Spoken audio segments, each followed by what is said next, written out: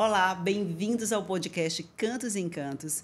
E hoje eu estou com um convidado muito especial, que é o Henrique Martins, e a gente vai falar sobre direito imobiliário. Muitas dúvidas que nós temos e os nossos clientes no dia a dia têm também. Sei que muita gente tem dúvidas sobre direito imobiliário. Henrique, bem-vindo ao nosso podcast. Obrigado, Rosângela. Boa tarde. Boa tarde, bom dia, na verdade. Bom dia, que o nosso podcast é 10h30, viu? Ei, tu corta essa parte. Ei, começa de novo ou deixa? Tu corta? Começa de novo, vai. Hã? Começa de novo. Tá. É porque é 10h30. Desculpa. É porque normalmente a gente não fala, é atemporal. Vamos lá. Pode ir.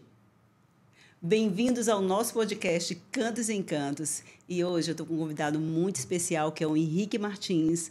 Nós vamos falar sobre direito imobiliário. São muitas as dúvidas dos nossos clientes, dos nossos amigos. Estão sempre perguntando de alguma coisa no direito. E eu me senti no direito de estar aqui hoje falando com o Henrique Martins sobre as nossas dúvidas. Na verdade, Henrique, eu também tenho muitas dúvidas. E eu aproveitei esse bate-papo aqui para a gente tirar essas dúvidas, tirar as minhas dúvidas e dos nossos clientes. Me fala primeiro de você. Como foi que você veio parar no mercado imobiliário através do direito? Como foi que você resolveu ir para esse caminho? Bom dia, Rosângela. Obrigado pelo convite. É um prazer estar aqui esclarecendo, né, compartilhando dessas vivências, né? Bem, eu sou Henrique, sou marido da Laísa, sou pai da Isabela, do Bruno e do Henrique Filho. Eita, 3? 3, né? Piauiense de coração, de Floriano. Você é rápido. E, na realidade, quando do ingresso da faculdade, no direito, a gente ainda conhece muita coisa, né? Desde sempre eu quis advogar, né? Advogo desde o início da carreira, não quis seguir a carreira pública de concurso nem nada. E a gente mergulha, né, em solução de conflitos. E aí eu passei a perceber que, em algum momento da vida, tudo gira em torno de patrimônio, de legado. O que é que eu vou deixar? O que é que o meu cliente quer deixar de legado ou como ele quer solucionar os seus problemas, seja na moradia, seja no trabalho, seja no investimento, no empreendimento, ou seja no que ele vai deixar, no que ele vai ter de patrimônio inventariado. Então, do começo ao fim da vida, o ser humano vive em torno de patrimônio e ter as soluções adequadas, com segurança, olhando bem como a tributação acontece e antevendo cenários para evitar o surgimento de problema depois da morte. É que eu tentei enxergar todas as etapas que esse cenário se apresenta. E foi quando a gente passou a assessorar investidores, construtores, incorporadores, imobiliárias, né? Pessoas que vivem de imóveis de uma maneira geral. Você chegou a se apaixonar pelo mercado imobiliário ou aconteceu? Você disse, eu vou pelo caminho do mercado imobiliário porque eu quero resolver problemas de pessoas ou dar soluções para as pessoas. Ou não, foi acontecendo, você foi desenvolvendo uma área ali dentro do escritório e isso te levou a esse caminho? A coisa foi bem natural, não foi uma perseguição em que eu quis mergulhar na advocacia do direito imobiliário, né? A gente sempre assessorou empresas de uma maneira geral. E em uma determinada etapa da vida, já há um certo tempo, essa assessoria empresarial ela se tornou mais pujante no mercado da construção civil.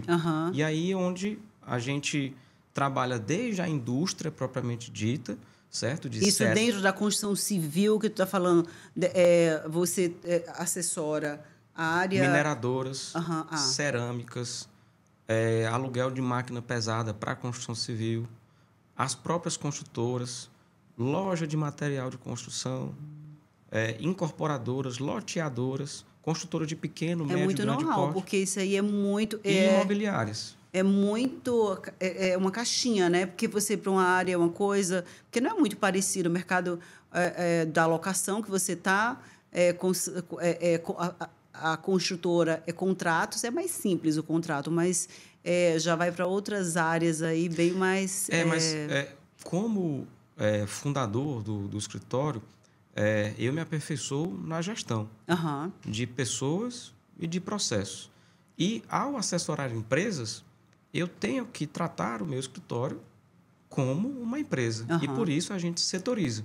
Setoriza desde o nascimento da regularização de um imóvel, da análise da cadeia dominial daquele imóvel, até a ponta final mais complexa de organização, planejamento sucessório, patrimonial. Isso só é possível com setorização e com um time de especialistas.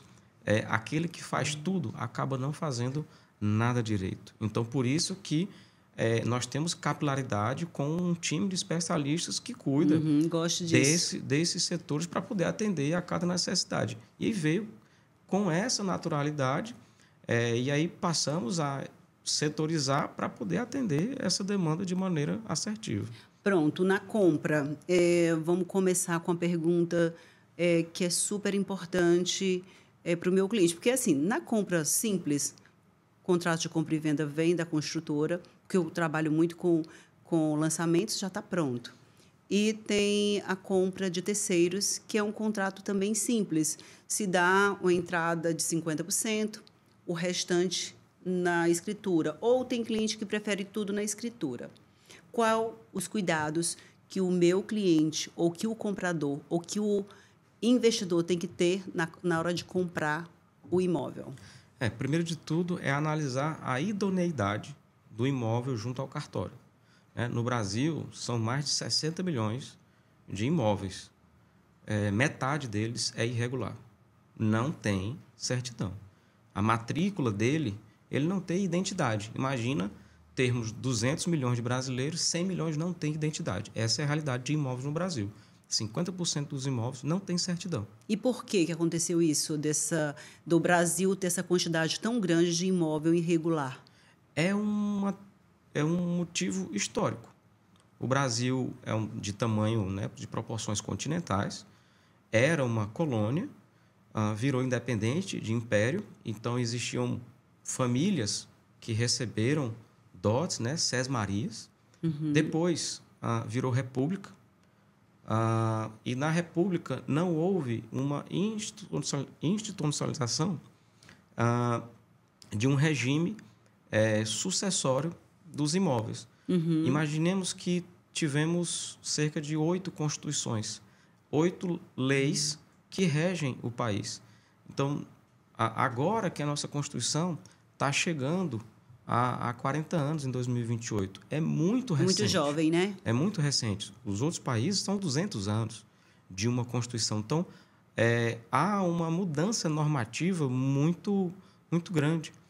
E isso faz com que gere uma insegurança jurídica, porque você está em cenários onde as leis mudam e a interpretação dos tribunais também mudam a todo momento, porque está na mão de gerações que têm opiniões diferentes. E aí é humanamente impossível controlar essa idoneidade dominial em todo o país, por conta desse vazio, por conta desse tanto de normas existentes que confundem. É bem denso, né? O direito brasileiro é muito denso. Então, isso acaba por confundir. A nível Piauí, agora, depois de 10 anos que um concurso foi feito, é que os tabeliães concursados assumiram os cartórios. Nós estamos falando de 2024. Então, ainda essa, de maneira, vamos dizer, precária juridicamente, não é um termo chulo, não é um termo feio, é que a coisa vai andando no improviso. E esse improviso causa insegurança. Né? Por isso, o tanto de imóveis irregulares. E o que deve ser feito para tirar o imóvel da irregularidade para a regularidade? Nós vamos partir desse primeiro momento. Essa pergunta é importante. Hoje, quem é que faz essa regularização? Depende com qual o perfil do imóvel. Existem várias maneiras de se regularizar. Tem regularizações urbanas e rurais, e a gente parte do princípio, isso está na Constituição de 88, que o que não é privado é público. E o que é público, o governo municipal, estadual ou federal, ele tem o poder de regularizar, doando, né, alienando onerosamente. E só que ele tem limitações de metragens, né, de hectares, ou às vezes não pode nem se transferir à propriedade privada. Ele apenas permite que seja feito o uso, como ocorre na União, nos terrenos de marinha, por exemplo, né, que ficam na frente mar. Hoje, em Teresina, Henrique, tem alguns imóveis que estão na área da União, que a gente sabe que muitos deles não têm a documentação. Estou falando de Teresina, como do nosso litoral. Por exemplo, a primeira coisa que o cliente pergunta hoje: Rosângela, esse imóvel tem RIP? Então, eu queria que você me explicasse sobre o RIP, primeiramente. Depois eu volto para Teresina. Me conta como é que funciona. O RIP significa Registro Imobiliário Patrimonial. É um catálogo, uma identificação que a União atribui para os imóveis que ela cede o uso para particulares. Quem cuida disso, a entidade, né, o órgão, é a Superintendência de Patrimônio da União, que é a SPU. E aí o interessado se apresenta, faz o requerimento junto à União e diz: eu quero usar esse imóvel, e ele é cobrado por isso para poder usar e renova esse direito. Então, quando esse particular tem esse direito, ele pode transmitir a terceiros, isso é alienável, mas não tem uma matrícula no cartório para isso. Não certo? foi regularizado anteriormente, por isso existe só um uso capião, é isso? Tem a pessoa que está usando, ela vai repassar para o outro, e a outra pessoa quer utilizar para um outro fim. Eu preciso dessa autorização junto ao órgão regional, é isso? Não, a uso capião ela só é prevista para imóveis particulares. Os imóveis públicos, né, não são nem passíveis de uso capião. É vedado pela Constituição esse uso. Mas eu estou falando justamente de particular, eu não estou falando de público. Isso. Eu vou falar o seguinte: lá na praia, eu vendo praia. Aí tem lá uma casa em uma área X, o cliente chega para mim e diz: Rosângela, eu tenho essa área na praia e essa área aqui ela é minha, só que eu não tenho documento. Eu tenho o usufruto, ele é minha, sei lá, há 80 anos, meus pais moravam lá, meus avós moravam lá, agora é meu e eu quero vender e eu não tenho documento, está aqui, regularize. Como é que funciona nesse caso? Ele tem só o usufruto, digamos, o uso capião, porque ele estava e a família dele estava anteriormente. Aí ele, como interessado, vai até a União, nesse caso, até a SPU, apresenta os documentos, todo esse histórico que ele usa para fins de moradia, para fins comerciais, para fins de locação, e diz: eu quero registrar esse imóvel aqui, que é da União, em meu nome. E aí isso pode ser comercializado, esse imóvel pode ser vendido. A uso capião, ela já é diferente. Já é, por exemplo, um terreno aqui dentro da cidade que não está nos limites da União. Não depende da União, já está lá sem registro, ou era de outra pessoa? Não, só pode usucapiar imóveis que está em nome, que tem matrícula no cartório. Certo. Não Entendi. tiver matrícula, é o que a gente chama de devoluto. Olha, ele é um nada jurídico. E como ele não tem dono particular, ele é público e é impossível de ser usucapido. A regularização... Mesmo que tenha uma pessoa morando lá, ela não é considerado uso capião. Digamos, acontece, a gente está falando de muitas coisas aqui, você falou assim: Rosângela, 50% dos imóveis do Brasil não tem documentação. Tem vários casos, né? Eu mesmo vendo imóveis já de prédios que não tem documento e a gente faz um contrato particular porque aquele prédio foi lançado e nunca foi regularizado. e aí uma pessoa vende para outra sabendo do problema. Ah, esse aqui vai ser... E eles fazem aquele contrato de gaveta. Esse é um dos casos. Tem um caso do cara da praia, tem um caso aqui da pessoa que mora em Teresina, que ele mora no imóvel sem registro. Então, tem vários casos. Então, é particular, você vai ter que fazer uma orientação aí individualizada, é isso?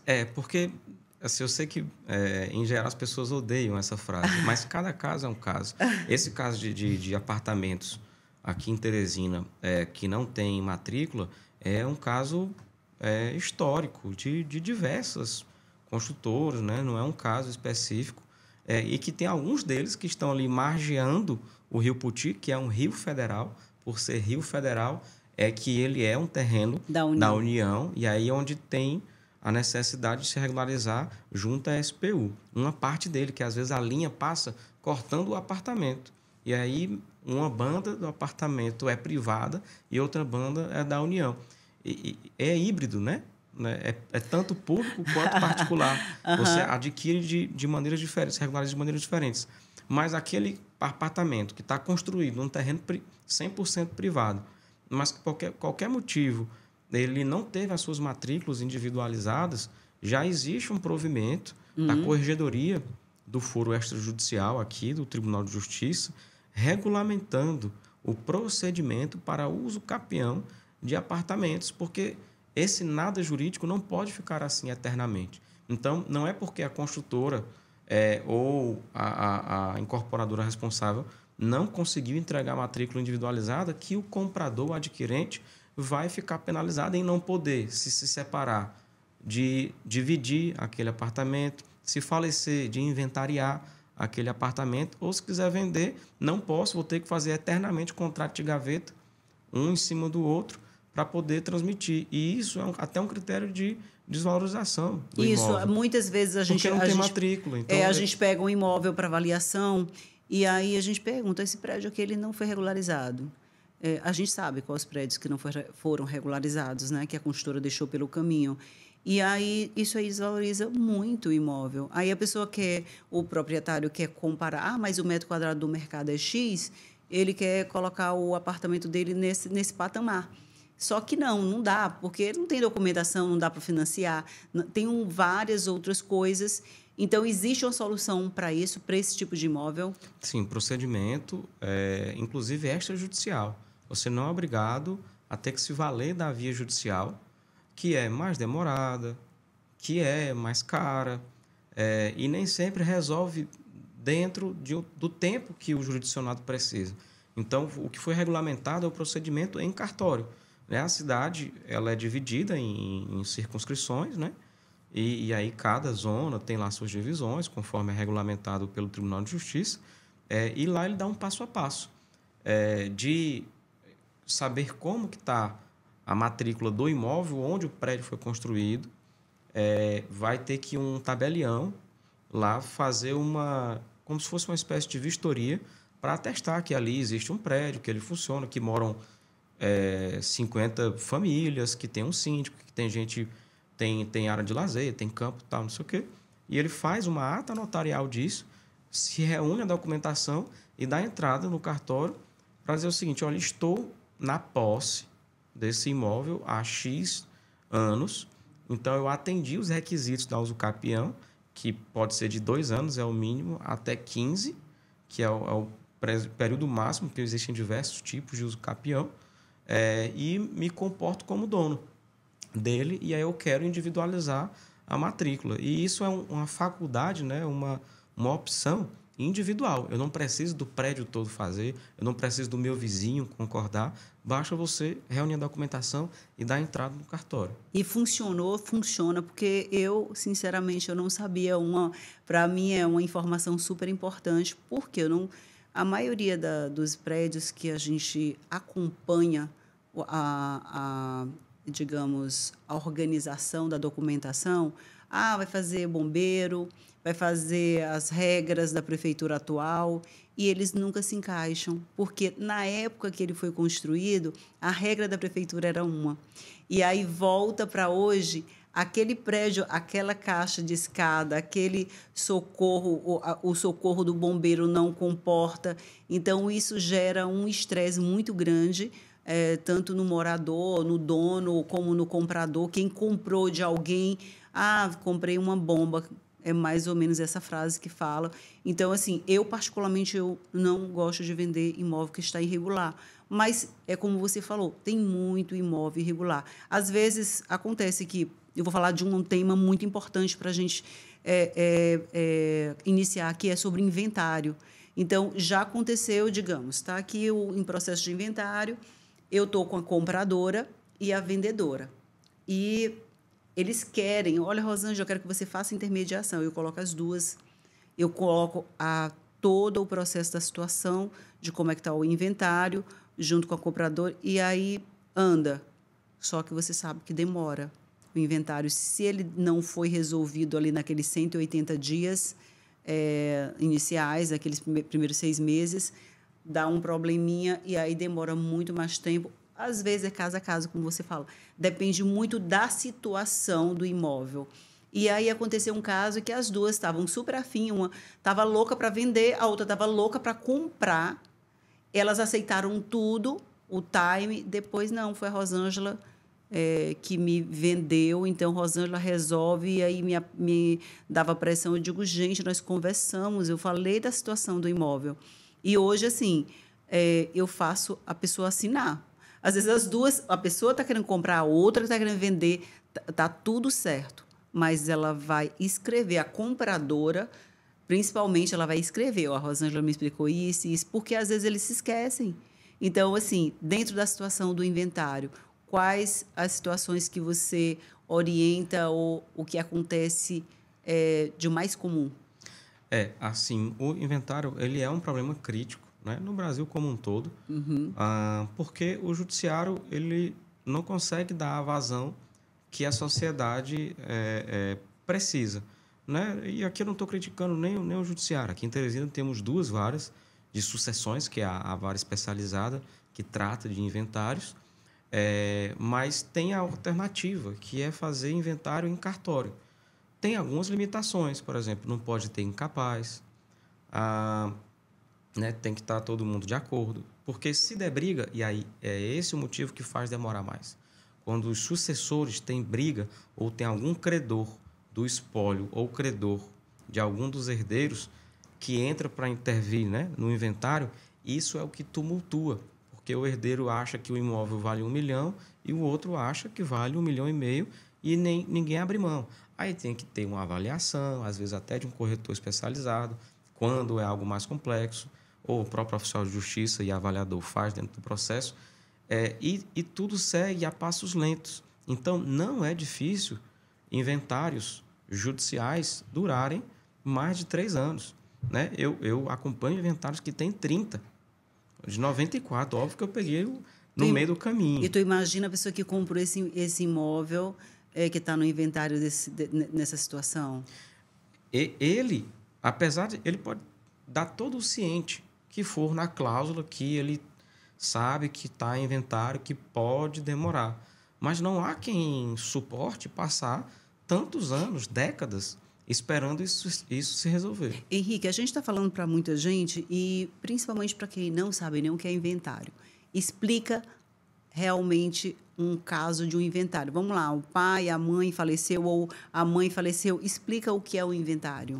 O inventário ele é o procedimento previsto, né, na legislação processual brasileira, em que ele regula como vai haver a transmissão de patrimônio de quem faleceu para os seus sucessores. Existe uma ordem de sucessores, né?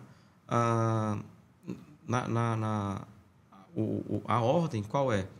Viúvo, né? Ou viúva, filhos. Se não tiver filhos e nem companheiro, né? Ou viúvo, aí são os ascendentes, os pais. Se não tiver, vai para os irmãos, ou vai para os tios, vai para os primos. A ordem é nesse sentido. E precisa ser por um procedimento assistido por advogado, seja ele em cartório, seja ele judicial.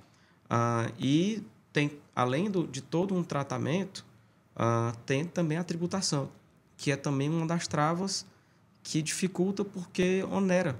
Muitas vezes a pessoa não tem nem como pagar esse imposto. Recebeu uma herança, ela não escolheu receber essa herança, né? O falecido é quem construiu esse patrimônio, e ele pode pagar até 8%, dependendo do estado, porque o Código Tributário Nacional instituiu o imposto sobre doação e transmissão pela morte, que é o mesmo imposto, e que ele pode ter uma variação de até 8%. No Piauí, estabelecido pela Cefaz, de 4% ou 6%, dependendo da avaliação do patrimônio que está sendo transferido. Bom, vamos fazer um exemplo aí que é importante.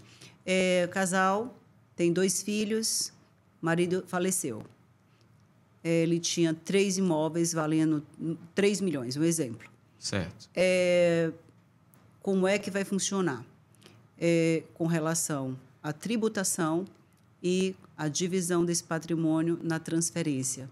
Como é que funciona? Eu vou só esculturar melhor esse exemplo que você trouxe, porque tem algumas ocorrências que podem interferir e muito nesses efeitos, principalmente sobre o regime de casamento, se é comunhão universal, se é comunhão parcial, e se o falecido tinha bens particulares, ou seja, que ele adquiriu antes do casamento.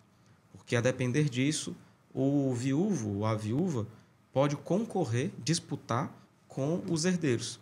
Isso você está considerando que sejam filhos do mesmo casamento. Sim, eu estou considerando a família básica aí. Sim. 2 filhos são um exemplo básico, porque cada caso é um caso no inventário, né? Então, nesse caso, só para ficar claro... Nesse caso, esse patrimônio de 3 milhões de reais, metade já era da viúva, porque ela adquiriu junto com o falecido, e a outra metade é que ela é inventariável. Então, nesse caso, a tributação vai incidir em cima de 1,5 milhão. 4% de 1,5 milhão é 60 mil reais. É esse o valor do imposto que tem que se pagar. Fora as custas judiciais para o tribunal ou para o cartório, se houver a opção e a possibilidade de se fazer em cartório. A sugestão que eu dou é que sempre tentem em cartório, porque é muito mais rápido. Se faz a escritura de inventário em cartório e você leva para o registro de imóveis onde está registrado, matriculado o imóvel, e lá faz a transferência como estiver deliberado na partilha, para quem que vai ficar ou se vai ficar tudo para todo mundo. Nesse caso, é pago a tributação, no caso, você falou de 4 a 6, em cima de 1,5 milhão, e é feito o inventário, está resolvido. Daí, vamos lá, vou fazer outro exemplo. O inventário é muito tema dentro do inventário, porque são muitas nuances aí dentro do inventário. Mas aí faleceu, não foi feito o inventário, foi feito só a viúva continuou morando com os filhos cresceram, morre a mãe. Como é que funciona nesse caso? Aí a tributação vai incidir sobre a totalidade do patrimônio, sobre os 3 milhões, só que se não tiver sido feito o inventário em 180 dias, a contar da data do óbito, existe uma multa de 10% em cima dessa tributação.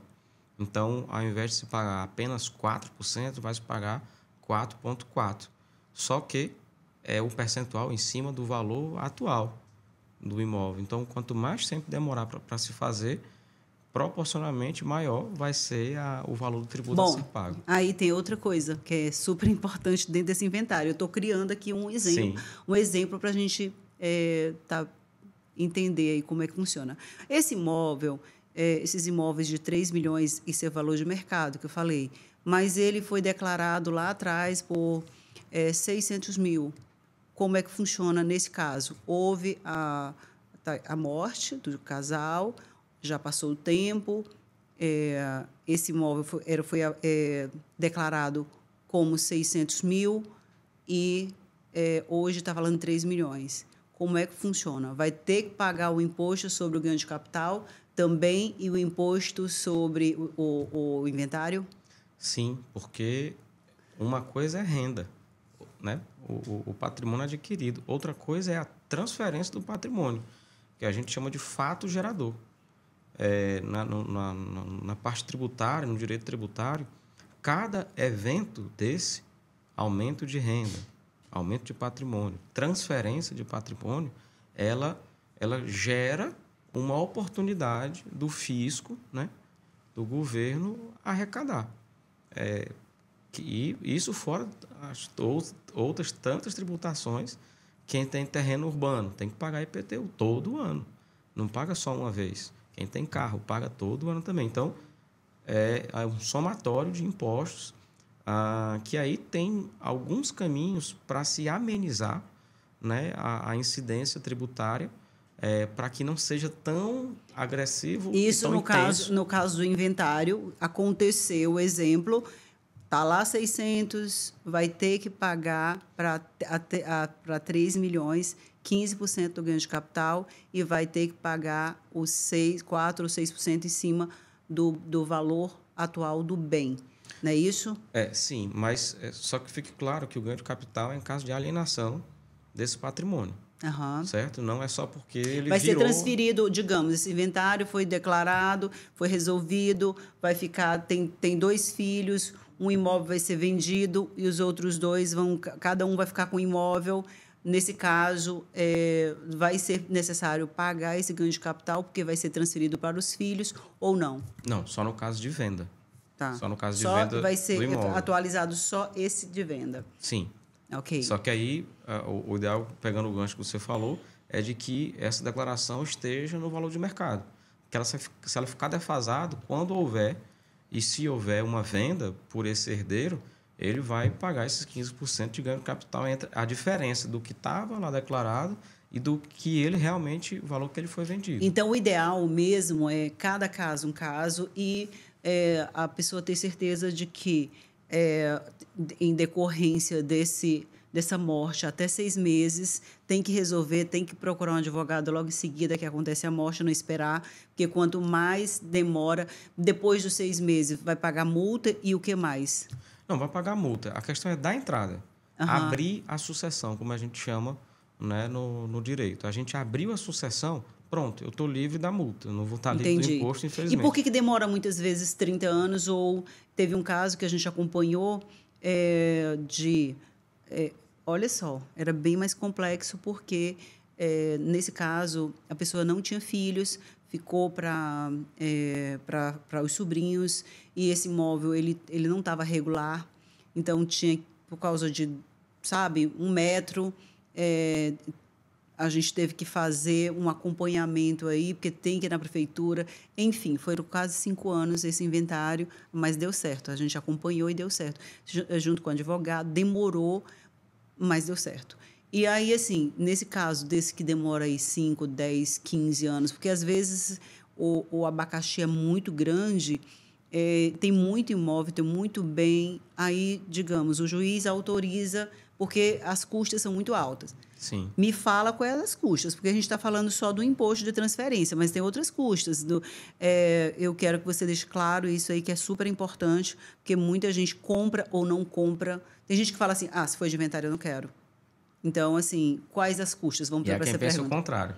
E há quem pensa o contrário. E tem gente que só quer inventário. Eu só quero de inventário porque está barato, porque está demorado. Mas só vende barato porque está com problema. Sim. Porque se estiver com ok, não vai vender barato. Por isso que é importante a orientação. Quais as custas? As custas do Tribunal de Justiça do Piauí, elas são, comparado a outros tribunais, elas são elevadas, só que elas têm um teto, né? Que atualmente está em torno de 25 a 26 mil reais.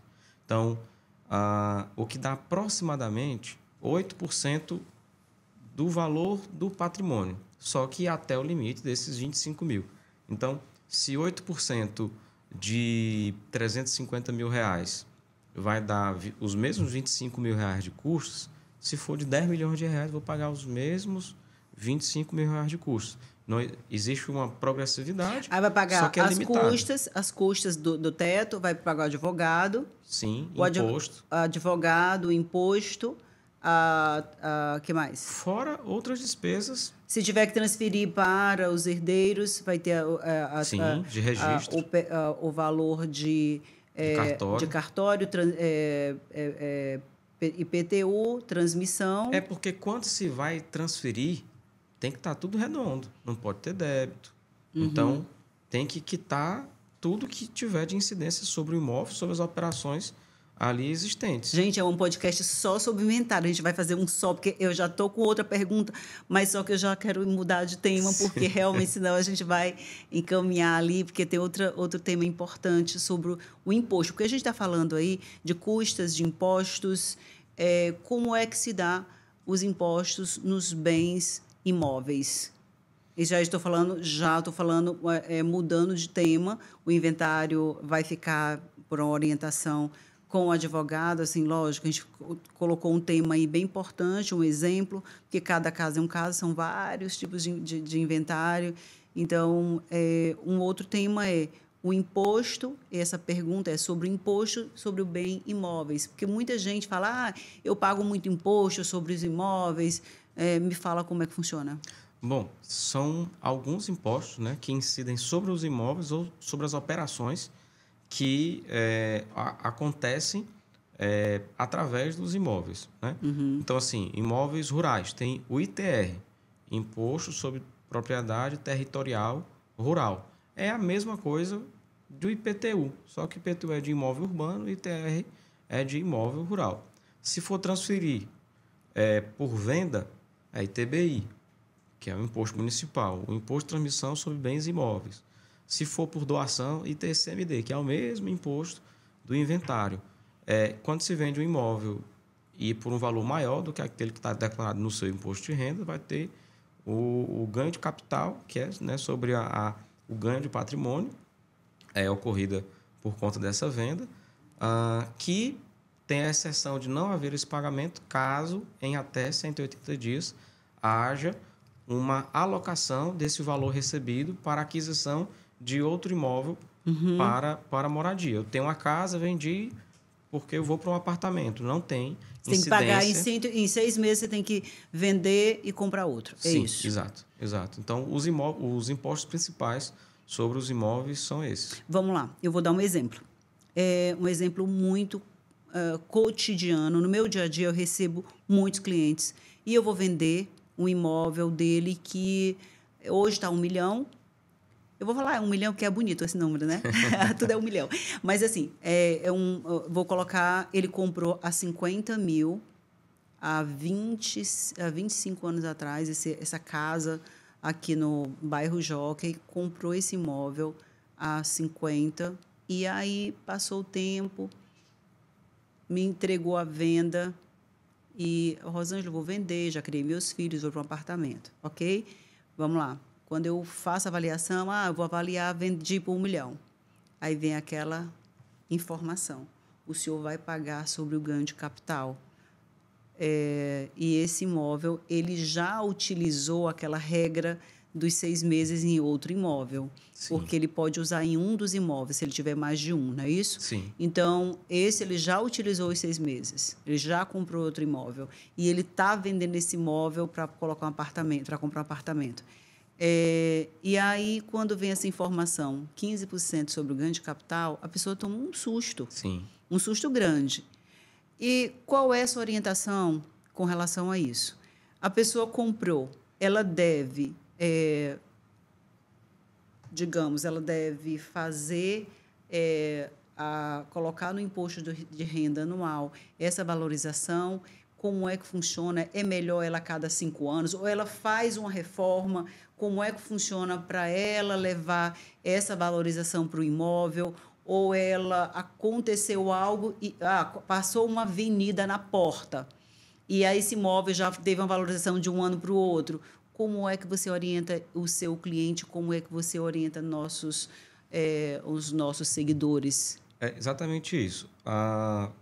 Passar uma grande janela de tempo sem promover qualquer incremento de despesa ou de valorização ou de atualização da moeda, porque o que era 50 mil há 25 anos não é 50 mil hoje, ele fica defasado e aí tem uma incidência grande que não tem como fugir. É 15% em cima da diferença. Se foi vendido a 1 milhão e ele estava declarado no imposto de renda a 50 mil, vai incidir 15% em 950 mil, que é uma fração muito expressiva dentro de qualquer negociação que exista. Então, passou uma avenida, valorizou, no ano seguinte, no imposto de renda, declara que o imóvel não vale mais 50, que ele vale 80, só que tem que ter cuidado para não exagerar. Tem que ser algo... Mas essa valorização, só um exemplo. Por exemplo, eu sei que se eu fiz uma reforma, eu informo que foi gasto 200 mil no imóvel, foi feita uma reforma, uma melhoria, eu guardo aqueles documentos da reforma que eu contratei a construtora por quanto tempo? Porque eu vou declarar isso no imposto. A pessoa vai declarar isso. É o mais seguro por 5 anos. Ela guarda por 5 anos essas notas. Notas fiscais, de serviço, né, e de material, guarda por 5 anos por um cuidado geral. Porque aquilo que não é espantoso não chama a atenção do fisco. Uhum. Aquilo que está dentro da normalidade não chama a atenção. Não tem como eu gastar 500 mil e quando se atestar lá fisicamente no lugar, né, em loco, você não consegue enxergar cadê os 500 mil que foram investidos naquele imóvel. Você só fez uma capina, não tem como atribuir um valor tão grande de gasto aqui nesse imóvel. Então, só tem que ter o cuidado com a proporcionalidade, a razoabilidade na hora de declarar isso, ter o cuidado de guardar por esse prazo razoável aí de 5 anos, e daí a gente vai acompanhando ano a ano para, quando chegar o momento, e se chegar o momento, ter, né, não ter uma surpresa de incidência de tributo tão intensa, tão agressiva. Tem uma pergunta aqui, a gente está aqui com o Jean, ao vivo no Instagram. Não sei se vocês sabem, a gente está ao vivo no Instagram, tá? E aí tem uma pergunta aqui. Existe um inventário administrativo feito em cartório? Essa é a pergunta. Explica um pouco mais sobre esse tema. Sim, tem sim, né? Ultimamente, os cartórios têm sido bem mais rápidos, né? O inventário você pode fazer em qualquer cartório do país. Você não precisa fazer no cartório da localização do imóvel. Porque imagine que você tem um imóvel em Parnaíba, outro em São Luís, um em São Paulo, um em Teresina. Onde é que eu vou fazer? Não precisa ser em nenhuma dessas cidades. Basta fazer em qualquer cartório de notas do país. Se faz a escritura de inventário, ele vai exigir a documentação e depois você leva essa escritura de inventário para transferir em cada cidade, em cada cartório, os imóveis, né, que estejam na circunscrição ali respectiva daquele imóvel. Bom, aí a gente volta para o tema que é tributação, que é um tema que está bem em alta agora, justamente por causa da reforma tributária. Sim. E a gente vai voltar aqui. Hoje tem a holding. Como é que funciona hoje? Porque, assim, vai mudar também, né? Mas, por enquanto, está funcionando assim.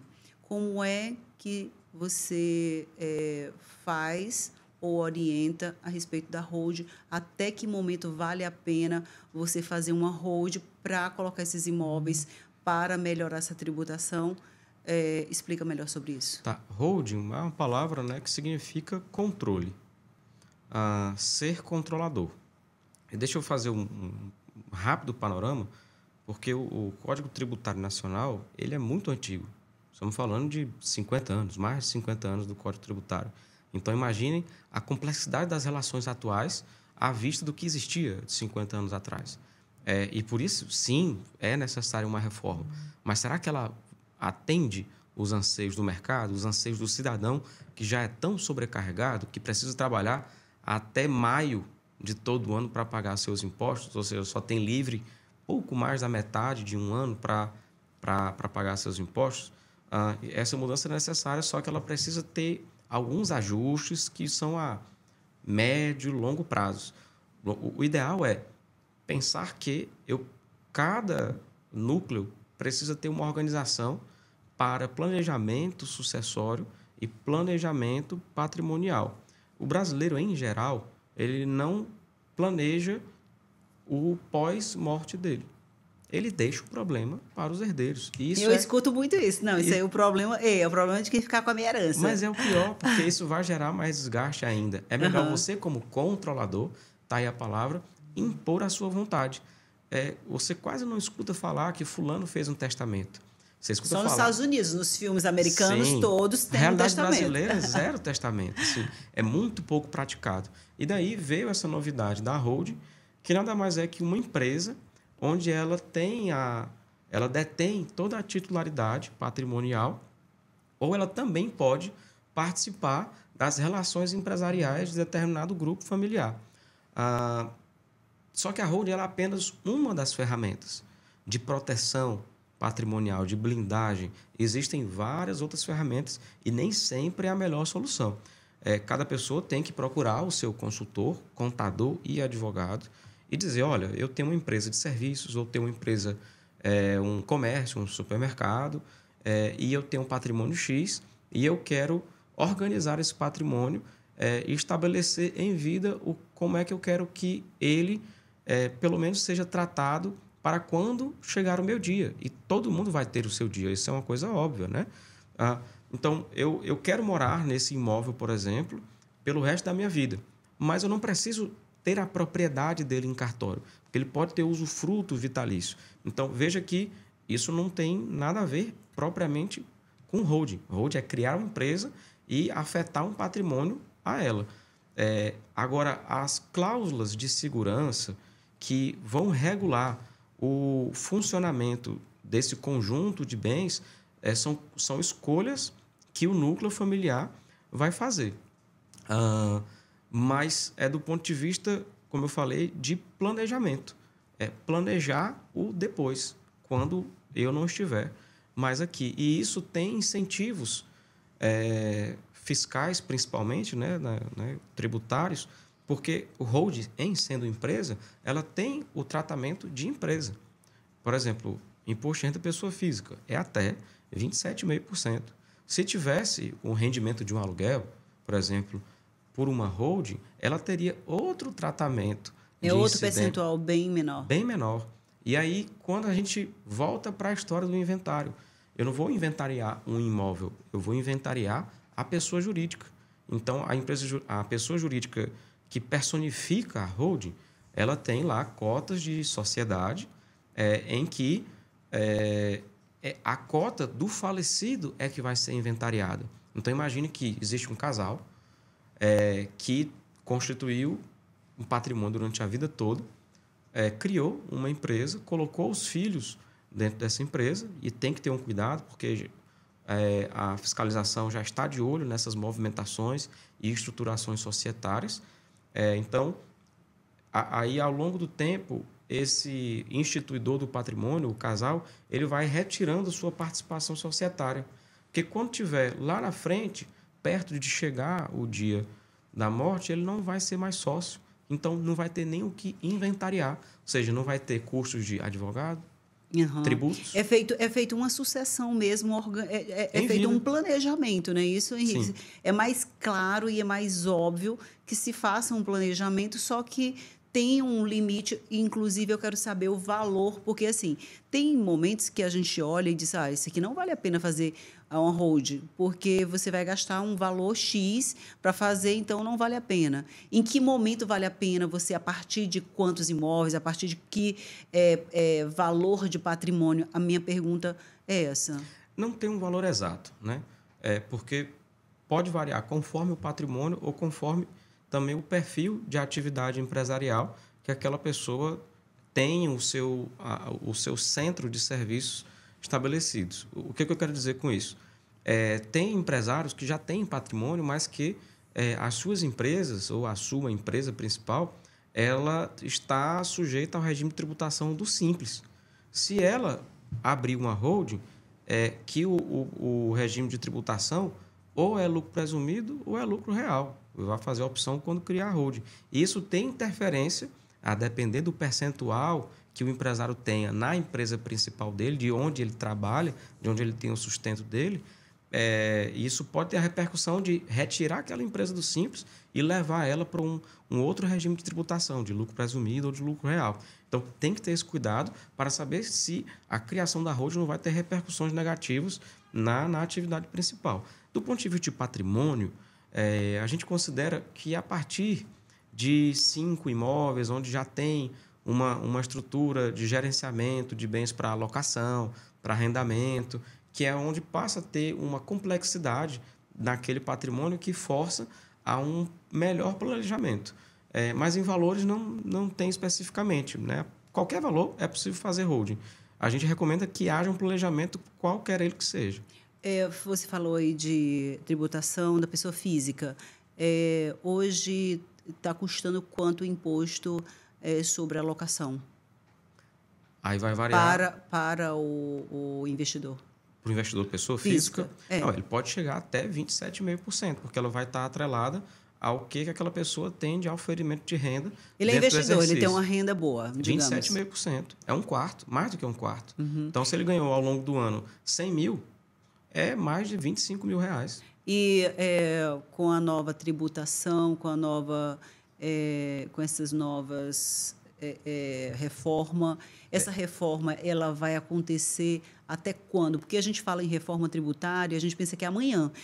O movimento é como se fosse, vai ser na próxima reunião, como é que vai se dar essa reforma? A reforma tributária ela veio através de uma emenda à Constituição. Essa Constituição, que tem menos de 40 anos, que é muito nova, ela já tem mais de 100 emendas. Ela foi remendada, né, porque ela não contemplava o ideal de funcionamento, né, da República mais de 100 vezes. E a reforma tributária ela é mais de um desses recortes, desses remendos que vieram para acertar, né, como o país se comporta e como ele se projeta para ao longo do tempo. Só que ela não veio ainda com as alíquotas estabelecidas de cada serviço, de cada fato gerador que motive a cobrança de tributos, né? A ideia geral é criar um imposto único, imposto sobre o valor agregado. É o IVA, né? O IVA, onde ele vai contemplar uma média de impostos, dependendo das classes, né, das atividades, de serviços e comercialização de produtos, e vai mexer também na tributação da renda. Só que tudo isso precisa ser regulamentado, porque vão ter estratificações, né, conforme o perfil. Muito se fala sobre imposto sobre grandes fortunas, né, que há uma reclamação que multimilionários, bilionários não têm, apesar de ter uma previsão de que haverá imposto sobre grandes fortunas, mas ele não existe a cobrança. E aí a gente vai entrar numa discussão de conflito de classes sociais, etc., há quem defenda isso no Congresso Nacional, mas ainda não há uma certeza de dizer, olha, Rosângela, daqui a 30 anos, o que você tem hoje como investidora de 27,5%, você vai passar a pagar 12%. Não tem esse posicionamento ainda, porque não foi regulamentado sob esse ponto de vista ainda. Eu vou falar um pouquinho dessa história do IVA. A gente teve no evento do mercado imobiliário, eu participo de um grupo de donos de imobiliária no Brasil, que é a ABMI, Associação Brasileira de Mercado, e a gente teve como palestrante do evento último o Maílson da Nóbrega. E ele era um dos palestrantes, deu uma aula sobre a visão dele sobre o imposto, a nova tributação, as novas regras que passa, não passa, vai. E ele foi bem claro, assim, uma coisa bem leve, dizendo que a sugestão que está feita lá é a melhor porque vai ser diminuído o imposto. E aí foi até um colega falou assim, olha, eu acho que você está vivendo em outro país, né? Ou em outro mundo que eu não estou entendendo.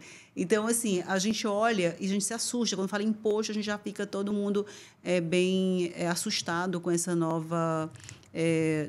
essas novas regras, essas novas formas de olhar o país vizinho, por exemplo, olhar a Europa, olhar os Estados Unidos, e você vê que, ou o Canadá, que é 45% de imposto, porém tem saúde, educação, tudo Sim. por conta. E a gente ainda está muito, muito, muito a desejar com relação a isso, a transporte público, a segurança, saúde, educação, é tudo particular. Segurança é particular, porque a gente tem que ter segurança, porque paga condomínio caro, porque tem uma segurança 24 horas. Você paga educação, porque não tem a escola boa para o seu filho. Você paga educação, tem que ter plano de saúde.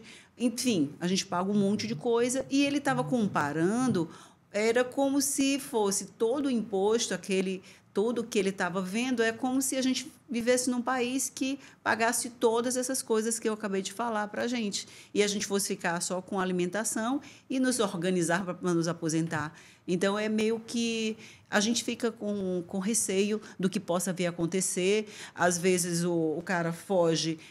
Eu vou para a bolsa, né? O investidor vai para a bolsa, aí vou para o imóvel, aí vem o susto Tributação de dividendos. Então, assim, me fala a tua visão sobre isso. Particularmente, a minha visão pessoal é que essa reforma, apesar de vir depois de 50 anos que foi criado o Código Tributário Nacional, ela não reflete a realidade do país. Porque ela só está olhando pelo ponto de vista do governo, da arrecadação. Eu costumo dizer que o governo é um sócio da sua atividade. Por quê? Se ele tem mais de 1/4 daquilo que você produz, né, 1/3, né, daquilo que você produz, ele é um sócio oculto. Porque quem está trabalhando é você e que você está subsidiando, né, toda a máquina pública. Né? E aí, o ruim não é pagar imposto. Pagar o imposto, nas discussões acadêmicas, jurídicas, não é só um dever, é também um direito, porque eu também tenho o direito de exigir esses serviços públicos que você mencionou. Só que, infelizmente, a estrutura brasileira não reflete isso. Então, se a gente tivesse plena assistência, eu tenho certeza que... Ficaria lindo, perfeito, daria, né? para pagar com bom gosto. Na advocacia, por exemplo, a gente pode chegar a uma tributação de 27%. A gente está falando de mercado imobiliário, as incorporadoras vão passar por uma regra de transição de que todos os contratos eles vão passar a ser tributários de uma outra maneira, que pode subir até 50% a tributação atual. A gente está falando de um dos carros-chefes da economia brasileira, né? Agronegócio, indústria, mineração, mas a Constituição Civil ela alavanca vários outros setores, né? de geração de empregos e tal, e multiplicador de outras fontes de arrecadação, porque se eu construo 300 unidades, são 300 novas matrículas de IPTU todos os anos, são 300 novas possibilidades de se cobrar para cartório, para financiamento e por aí vai. Né? Por isso que ele é um trator da economia. Só que vai mudar a regra tributária do que é hoje, apesar de ter os incentivos de Minha Casa Minha Vida, essa coisa toda, mas vai mudar a regra e aí elas vão ter um aumento de praticamente 50%. Qualquer aumento de 50% é significativo e desestrutura qualquer organização. É como se fosse um produto que eu acabei de receber da China e vou vender no dia seguinte. Amanhã eu vou receber mais caro e vou revender mais caro, mas não é assim, porque a construção civil ela começa de anos atrás, desde a aquisição do imóvel até a incorporação, construção e vendas que podem demorar 6 anos para acontecer. Então, imagina conseguir equilibrar, né, com o IGPM, com o IPCA, com esse tanto de índice que tem de reajuste e de inflação para uma coisa que foi idealizada há 6, 7 anos atrás e simplesmente chegou uma regra, olha, você não vai pagar X de imposto para a venda dessa unidade, você vai pagar X mais 50%. Então, isso dá um acocho, né, nos empreendedores que se abalam, né? Não tem como se abalar. E aí você falou assim, o governo é nosso sócio, aí realmente é sócio, mas aí ele está o tempo ele está vendo só o lado dele, o empreendedor ele entra no risco, né? Ele está no risco o tempo todo. E aí, nesse caso, eu estava olhando uma colega que ela está fazendo um curso lá nos Estados Unidos, hoje ela está nos Estados Unidos. E ela faz um videozinho para explicar para a gente como é que funciona, como é que é pensado os juros. E uma das métricas é justamente o do emprego, o número de empregos ofertados versus o número de desempregados, o número de desemprego. E aí um desses números se baseia nisso. E aí agora, essa semana passada, o governo europeu baixou em 0,5%, é uma das métricas, mostrou que quando a economia está ok. Outra métrica é o número de empreendedores, né? Então, se tem muito emprego ofertado, se tem muito emprego é porque está acontecendo. O empreendedorismo ele está sendo alavancado, né? Ele muita gente fazendo algo. E aí, nos Estados Unidos, a mesma coisa. Me parece que vai baixar os juros. Nesse momento, o Brasil aumenta, isso melhora a economia. Eu estava tendo uma aulinha com ela, eu acho bem interessante. E será que o nosso governo não está olhando esses detalhes? Como é que eu vou fazer para ajudar os nossos empreendedores? Eu estou fazendo um questionamento, eu não estou nem criticando também, eu estou me perguntando, principalmente no nosso Piauí, né? A gente tem que olhar como é que a gente vai mudar tudo isso assistindo esses dois continentes, né, que estão criando emprego, estão justamente fomentando esse momento para que a economia ande, né? Então, é bem interessante esse tema, né? Sim, porque, basicamente, só compra quem tem fonte. Uhum. Né? Então, quem não é empresário e quem já não tem ali, por algum motivo, um patrimônio constituído e que né, trabalha para sobreviver, essa pessoa só vai conseguir explorar o mercado naquilo que quer, seja para lazer, para turismo, para compra, né, de um investimento, para incentivar a educação de um filho, ele só consegue se ele tiver empregado. E o empregado, ele vive de parcelamentos, né? O brasileiro tem o perfil de parcelamento. Nos Estados Unidos, isso mais veio, endividado, a população é mais endividada que a nossa. Ela está passando esses números lá. Só que eles não têm a política lá de dividir no cartão em 12 vezes. Isso é uma coisa mais recente por lá. Aqui não. Aqui se parcela tudo, condições, sem ver se está negativado, tal, não sei o quê. Só que esses juros altos, eles significam justamente o encarecimento desse parcelamento. Então, só vamos fazer um observatório das empresas de varejo, certo? Qual empresa de varejo no país sobreviveu mais de 50 anos? Todas elas tiveram problema nevrálgicos. O último exemplo, Americanas. Uhum. Porque no Brasil, se eu vou parcelar, eu comprei um celular por R$3.000, dividi em 12 vezes. A inflação faz aquele celular que é 3.000 virar R$3.500 no final do ano. Só que eu estou mantendo o preço de 3.000 para aquele que me comprou lá no começo do ano, sendo que aquele não é o mesmo valor. Esse desequilíbrio, por conta da oscilação econômica, ela é terrível para o empreendedor, terrível para o empregado, e só existe um meio disso amenizar, disso melhorar, que são políticas públicas voltadas para incentivo de emprego com obras públicas, incentivo fiscal, porque ter funcionário com carteira assinada é caro, então é desincentivar a informalidade, incentivar que faça sua empresa individual, que registre na carteira, dar condições. A gente está falando, aí volta a história tributária. A CLT, né, que é um compilado de normas que rege a relação trabalhista, ela também é antiga. Ela tem 80 anos. É de Getúlio Vargas, 1943. Será que aquelas regras elas são atuais? Uhum. Com certeza não. Basta pensar pelo viés da tecnologia. Home office é recente.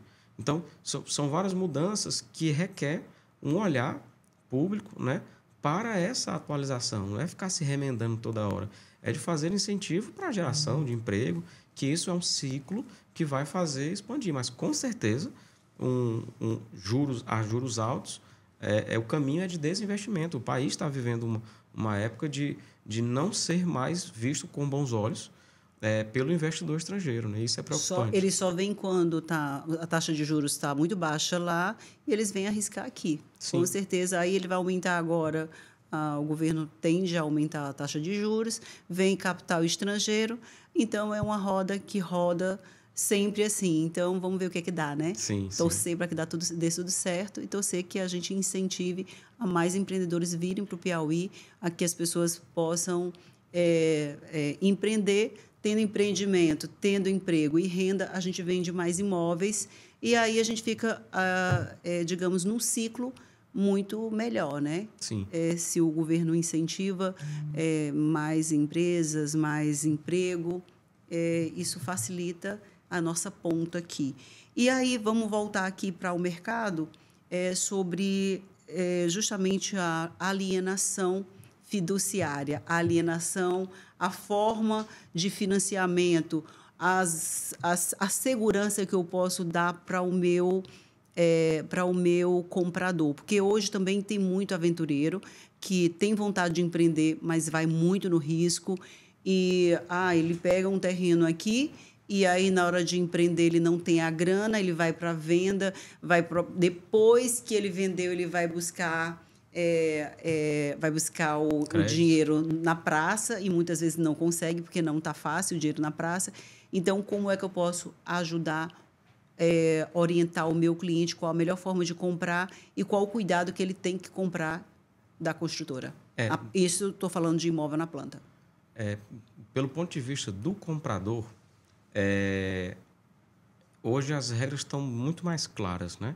Houve uma recente alteração na lei de registro público e das incorporações, que a gente chamou de lei do distrato, onde lá tem as regras bem claras estabelecidas para as duas partes, de multa em caso de inadimplência ou em caso de atraso na entrega.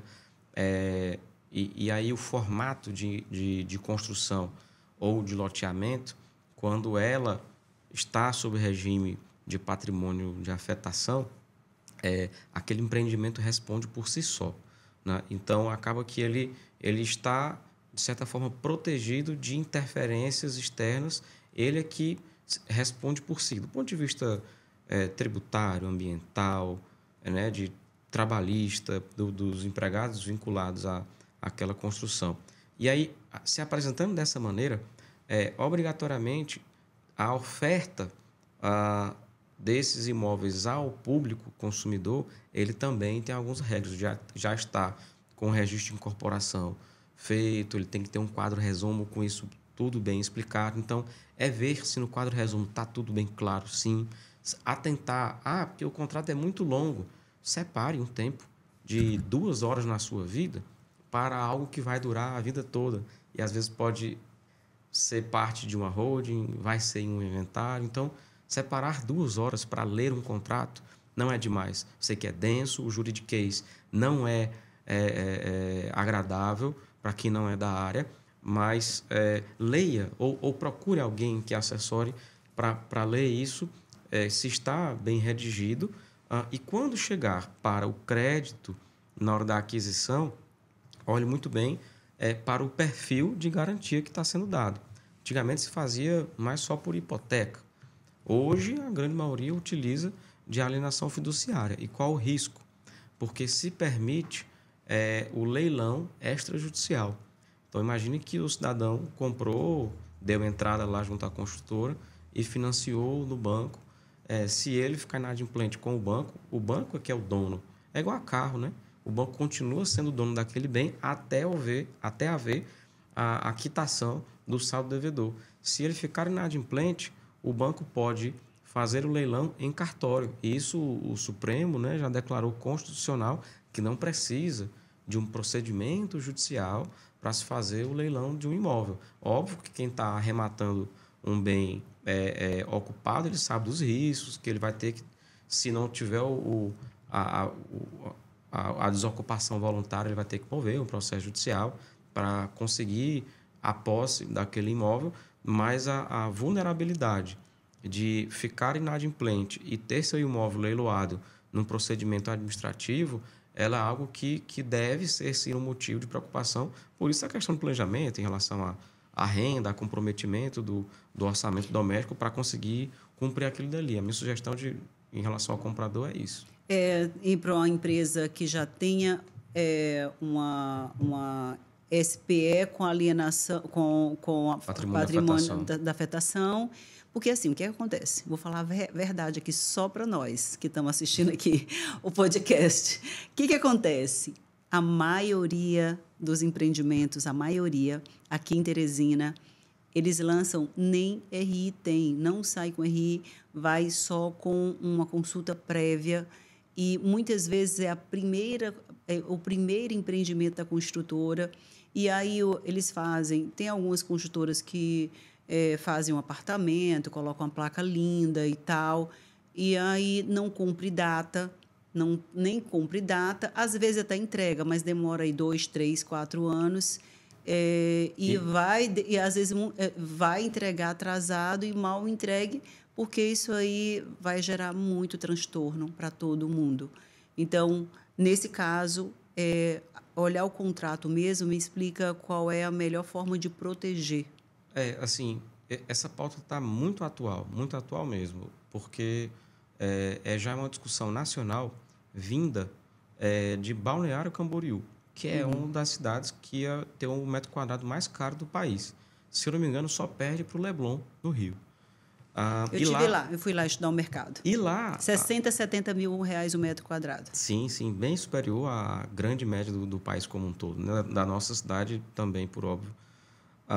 E lá houve um ataque do Ministério Público, né, do PROCON, combatendo a oferta de unidades que não estão registradas, né, com o memorial de incorporação. Bem, a minha leitura pessoal a respeito disso, minha vivência, minha percepção. Eu sou conselheiro do Conjur da CEBIC. CEBIC é a Câmara Brasileira da Indústria da Construção. É um conselheiro formado por advogados do país todo, que se reúne trimestralmente. Essa semana, inclusive, estão se reunindo em São Paulo. E lá há discussões que giram em torno de todo tipo de problemática, complexidade que passam no nosso país. Diálogo com cartórios, diálogo com imobiliárias, diálogo com a Caixa Econômica e instituições financeiras como um todo, diálogo com o Congresso Nacional para provocar criações legislativas que se amodem à necessidade do mercado, das construtoras. E isso foi uma alteração legal que permite a oferta. Só que a gente vai para a complexidade da língua portuguesa. O que é a oferta? Eu posso exigir dinheiro? Eu posso comprometer? Eu posso fazer uma fila de espera? Então, a reclamação por parte do mercado, das construtoras, olha, a prefeitura demora 1 ano para sair um alvará de construção, para eu começar a construir de algo que eu já comprei, já tenho que pagar de quem eu comprei e que vai me atrasar para eu começar a construir e ter o rendimento, o retorno a respeito daquele empreendimento. Então, é válido eu esperar tanto tempo. Então, tem construtoras que gostam e querem arriscar ofertar imóveis ao público sem ter a incorporação, né? Sem estar ali afetado, né? Não criou a SPE, e isso é uma opção. É um risco, por óbvio, porque nada impede que se utilize o recurso para outros fins que não seja o próprio empreendimento. Mas, por outro lado, aí vem a minha percepção pessoal, isso eu estou falando de queixas de clientes, mas minha percepção pessoal é que o mercado ele peneira, porque ele vai fazendo observatório. Vão surgir aventureiros que não vão entregar? Vão, mas os empreendedores sérios vão passar a ser conhecidos. Olha, eu já tenho cliente que é muito mais conservador. Eu não vou fazer oferta porque deixa sair o RI, né, do cartório, o registro de incorporação, para eu poder ter a certeza que aquilo vai acontecer, porque eu vou precisar financiar na Caixa o empreendimento e tem uma exigência muito rígida das instituições financeiras como um todo, desde de questão registral, né, em cartório, até ambiental, que é o que está também em pauta aqui na cidade atualmente, algumas regras ambientais para construtores. Ambiental está bem complicado. Está bem complicada as discussões para com a SEMAN, né, a Secretaria Municipal, o IBAMA e por aí vai. Mas a minha leitura pessoal é de que a oferta de imóveis não registrados, né, o memorial de incorporação, ele é um risco, e aí cada um avalia com o seu perfil de conservador ou de agressivo, de alavancado, de querer ofertar sem estar incorporado, mas o mercado também ele vai medindo o termômetro disso. Eu conversei com alguns construtores aqui e, assim, eu justamente perguntei sobre esse tema porque nos outros estados bate o Ministério Público e impede mesmo o lançamento. Tô falando porque eu participo de alguns empreendimentos, eles nem acreditam quando eu falo que lançam só com A o ideia. folder.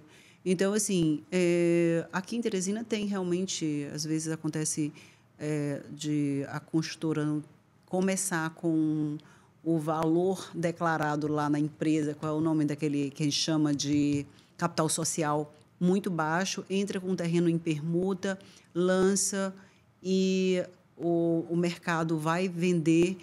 Daí, depois dá um problema, o cliente entra, lógico, às vezes esse construtor ele vai buscar o dinheiro na praça, faz um financiamento com o órgão de um banco e tal, vai atrás.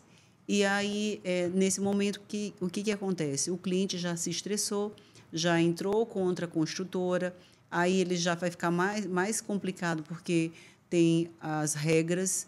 Nesse caso, a justiça ela considera a prefeitura que não deu no prazo certo, isso aí ele comprovadamente ele vai ter esse abono por alguns órgãos não ter liberado. Por exemplo, Não, o construtor não. tem uma incorporadora que lançou agora e teve problema ambiental. Esse caso, a justiça ela vai Amenizar considerar. algo. Não, tudo isso é considerado o risco do empreendedor.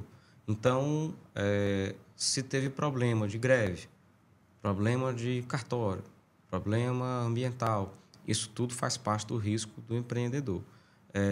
Então, isso não vai aboná-lo, amenizar ele nem pode sequer cobrar multa nesse caso. Por quê? Porque não está incorporado.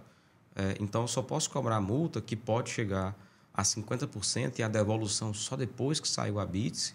E aí isso é uma regra favorável, né? uma lei favorável ao incorporador, se ele estiver enquadrado naquela regra da incorporação. Se ele não estiver, ele tem que devolver integralmente, não pode reter comissão de corretagem, não pode reter despesa administrativa, tem que devolver integral, imediato, sem Porque ser o risco parcelado. foi dele, O risco foi dele. de querer lançar, Se antecipar, lançar, vender antes. E antes de ter o RI, antes de estar com o memorial todo preparadinho, com esse patrimônio de afetação, antes de estar com o banco aprovado, todo antes de risco. estar com todo o projeto aprovado. Eu até entendo a preocupação e, de certo modo, dou parcialmente razão a essa proteção, porque é um nível muito alto, é uma envergadura de dinheiro envolvido muito alto. Então, imagine que pode virar uma pirâmide. Olha, eu estou 1 ano testando o mercado, sentindo o termômetro, se aquela região está carente de um investimento que eu quero, né, que o construtor quer fazer. Só que aí deu 1 ano, eu não consegui, por alguma programação, por alguma questão de gestão, me organizar para aquela incorporação. E aí? Eu vendi, prometi a venda, ofertei para 100 pessoas, recebi X mil reais em caixa. Como é que eu vou devolver isso? Há uma programação para isso? Muitas vezes não, porque se utiliza para outros fins. E aí virar essa pirâmide para reverter essa situação pode ser um complicador, pode quebrar uma empresa, uma construtora. Se ela tiver jogo de cintura, ela consegue se movimentar e dar, digamos, devolver e tal. Mas se ela não tiver, ela vai quebrar o cliente, o consumidor final vai ficar prejudicado. Sim, isso? Aqui em Teresina existem, a gente conhece, né, casos históricos em que construtoras quebraram, né, pequenas ou grandes, não viram sequer subir uma parede, uma coluna, e ficou por isso, porque a construtora não tinha mais como devolver, porque usou todo o dinheiro. Então, o ideal é comprar mesmo com o RI, vender com RI, pegar as construtoras que já têm um respaldo, que já têm um nome. Porque, assim, às vezes eu falo assim, poxa, o cara está começando. Se ele já vai começando com todos os riscos, já é bem mais perigoso, né? Sim. Agora, se ele já vai começar, ele foi com tempo suficiente de fazer seu RI, de fazer o seu patrimônio de afetação, de ir lá no órgão e garantir que esse imóvel será financiado pelo banco X, porque eles fazem uma previsão, né?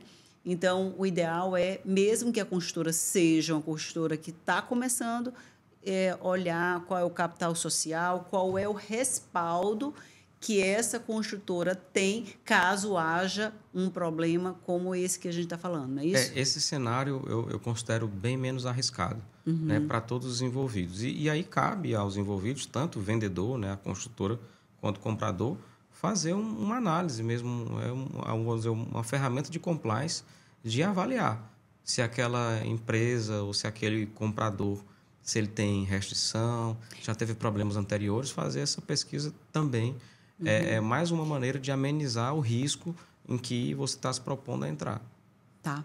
Nossa, olha, a gente está com 1h20, Henrique. Parece que a gente começou agora. Tem muita pergunta aqui. Eu fiz normalmente aqui no podcast eu não faço essas listinhas de perguntas, mas como a gente está com especialista, advogado e especialista no mercado imobiliário, eu fico muito empolgada. Eu ficaria aqui mais umas 2 horas. Tem umas 5 perguntas aqui para te fazer. Mas realmente o tempo está 1h20, a não ser que a gente vá mais. Como é que está aí, Jean? Como é que está aí? Acabou, já disse que acabou o time dele. Então, para te agradecer mesmo. Tem umas 5 perguntas aqui. Eu vou deixar para a próxima. Vai ficar o gostinho de quero mais, né? Sim. A gente vai também trazer outros colegas da sua área para a gente tirar mais dúvida, porque é bom conversar ter outros pontos de vista. Eu gosto de conversar com vários setores, com várias pessoas, justamente para a gente ir tendo um ponto de vista para entregar o melhor para o nosso cliente, entregar sempre o melhor para orientar para o mercado, orientar quem está comprando, o investidor, porque nem tudo também é quadradinho ou redondo. Às vezes tem lá uma coisa, como você agora falou agora há pouco, sobre tem gente que adora comprar de inventário que está com problema porque ele compra barato. Então, é muito... O mercado imobiliário é a caixinha de surpresa, na verdade. Quem sabe ganhar dinheiro aqui, sabe ganhar. E tem muita gente que sabe, né, Henrique? Sim, como tem. Para te agradecer pelo esse bate-papo e a porta está aberta. Eu adoro tomar esse cafezinho contigo também lá na imobiliária e agradecer mesmo a sua presença. Eu que agradeço, né? Eu que agradeço e te parabenizo pela iniciativa, né? Obrigado, na realidade, por compartilhar, né, sensações de várias pessoas, vários players aí do mercado imobiliário a nível Piauí e fora daqui também. Você dialoga com vários setores, vários cenários, e isso é importante para enriquecer aqui o nosso mercado. Tenho certeza que você está na vanguarda, né, na frente disso aqui na nossa região, como um dos grandes nomes aí que tem levado, né, a nossa cidade, a nossa região aí para fora dos nossos limites daqui. Obrigado e parabéns. Agora, eu que agradeço aqui esse bate-papo incrível. E quem esteve aqui com a gente, quem assistiu esse podcast todo, vai sair com muita informação e vai ficar com gostinho de quero mais para mais episódios desse tema. Então, até o próximo episódio, na próxima semana. Até mais.